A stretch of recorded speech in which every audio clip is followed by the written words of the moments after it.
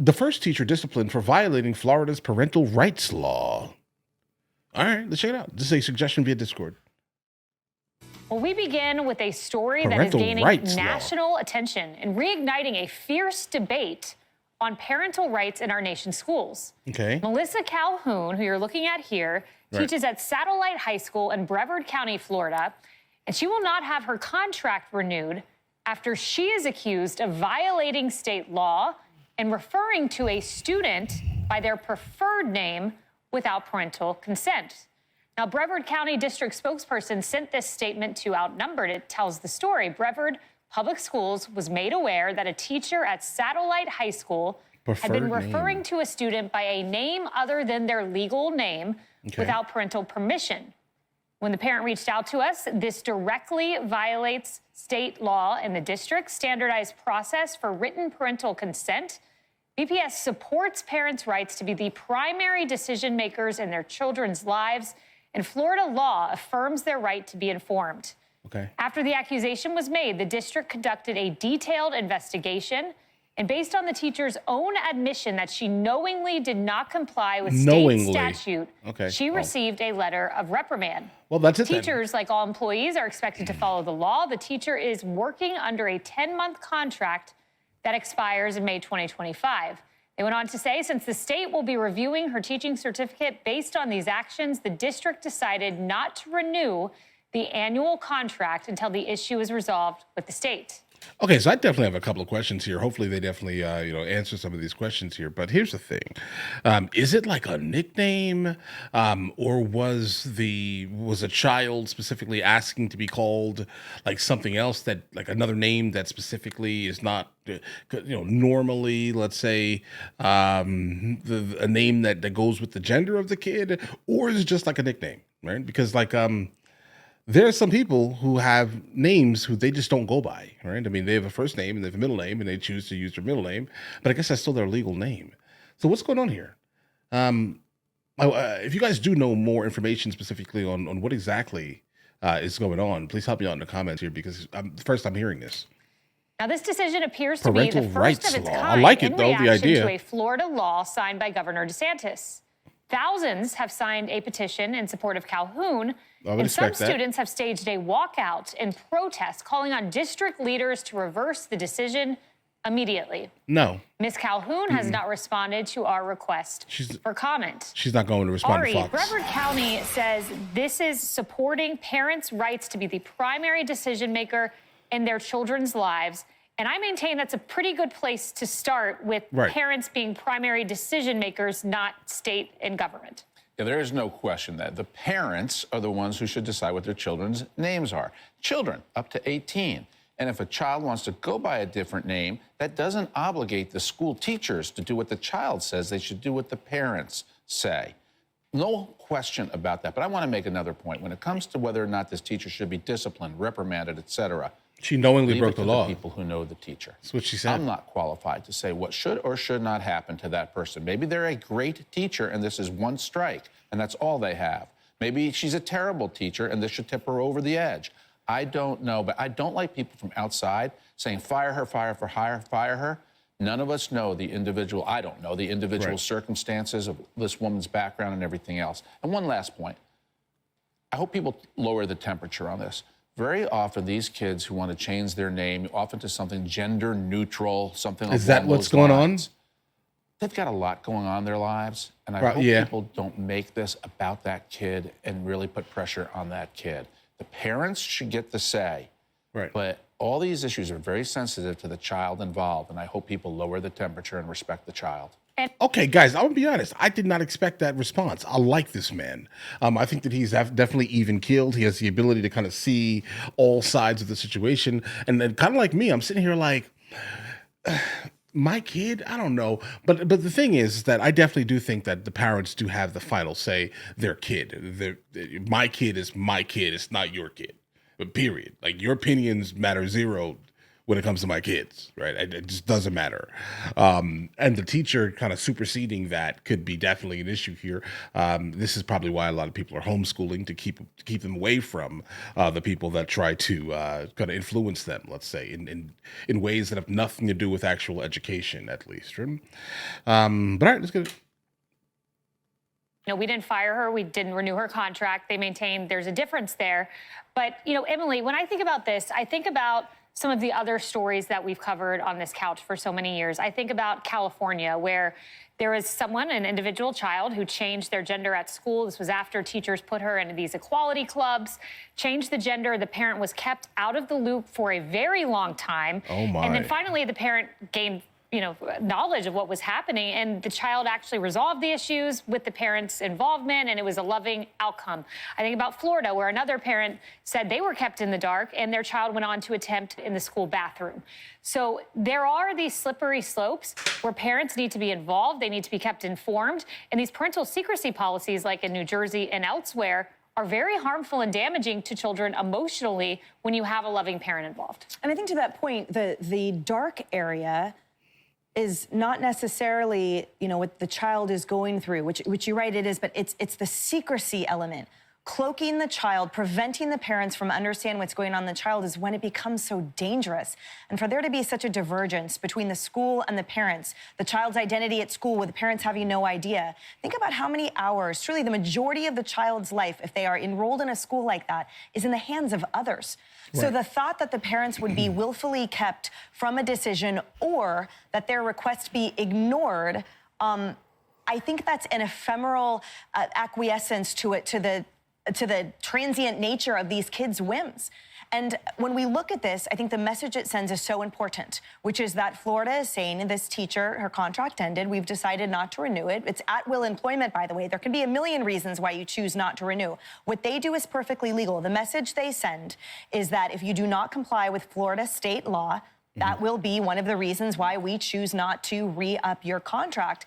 And when we look at who's protesting her contract not being renewed, all those kids. Yeah, of course. Of course, all the kids that are participating in this transient fad will be like, oh, the teacher saw me. Guess what? It's in your best interest that the parents know what's going on. And when you fold that into the larger conversation that's super fair now also. A parent refusing to call a child by their name or their decided new gender, that could be considered coercive custody. That can be an articulable reason that the parent is deemed unfit for custody. For example, in a state like Colorado, the whole point is Florida saying, not here, not on my watch, and God bless them for sticking to their guns. I mean, listen, completely fine. Every single thing that she said feels fair. I just cannot imagine someone else's opinion, again, mattering more than mine or my wife's to my children. It's just not a thing that I can, that I would ever kind of get behind, specifically when it comes to someone who I do not know their entire background. I have no idea their motives. I have no idea, how they live outside of school. None of these things. This is why it's really important to make sure you are highly in tuned with, who your kids are around on a regular basis, right? Move to areas where you don't have to really worry about these type of things in the first place, and you won't have to, go through these things, right? Everyone is basically like-minded, for the most part, with making sure your child has the best upbringing, safest upbringing humanly possible. Kennedy, and there's a lot we don't know. I Obviously tried to things dig down happen, in a ton of right? articles, and we know kind of surface level. We have not heard from Miss Calhoun. We know, according to Brevard County, that she knowingly did not comply. She received a letter of reprimand. I want to know, is this an intentional act of defiance? The county's saying yes. I want her side of the story. Again, we don't know everything. No, but whatever happened here, so you already make her into a folk hero. And, it's so both sides have essentially what they want. Like the more conservative side has a scalp, but the progressive side, they're like, here's this brave Joan of Arc who stood up against the establishment and, had a personal relationship with the child and honored what they wanted. Yeah, I would 100% take my kid out of the school. I'm telling you. My worry is there are really crappy teachers in a lot of public schools across the country.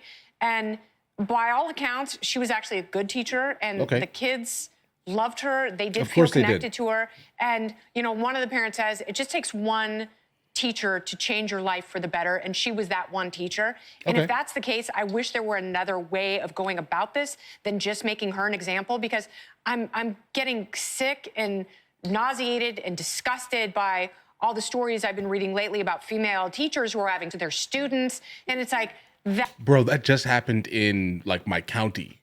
Okay, that just happened like a couple of days ago in my county. Yeah, so we're immediately looking to pull, one of my children specifically out. We're going to put her into private school. That's kind of where we are, like a specifically targeted, private school. Not saying that that can't happen there, but we're just making sure that we're not entering into like any like level of like toxicity in terms of how kids are being taught and things like that. That's a level of inappropriateness that should never be normalized. If this teacher's a good teacher, you have to figure out a way to get the good teachers to stay in schools, but also, to Emily's point, to work with the parents. Yeah. They have to work with the parents at some point.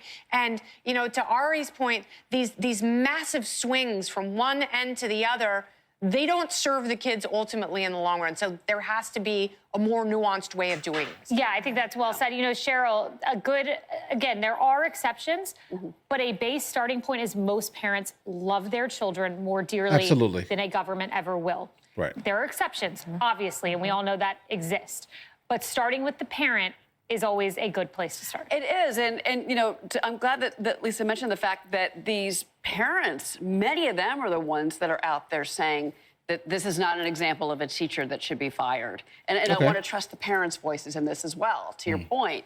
And then if you look at the law, and she did knowingly, willfully say did and it. admit in the investigation. We know that Right. she defied the law and she knew what she was purpose. doing. At the same time, it wasn't, from my understanding, it wasn't child endangerment. It wasn't criminal. It wasn't a crime. It wasn't the safety and was the child over a name. It doesn't seem like that's the case in this particular instance. It was that it was a name. Look, I would have liked to have been Carol, not Cheryl, but it is what it is in my life, right? But if it's something like that, I can understand where the teacher was trying to think of the feelings and be respectful of the child. I tried to change my name to Waterfall my senior year in high school. And I tried to make people do this when they called me Waterfall. It didn't stick. Cool. I call you Waterfall. This is tough. Okay, guys, they're done. All right here. Let's see. Now that I've gotten kind of all the information here,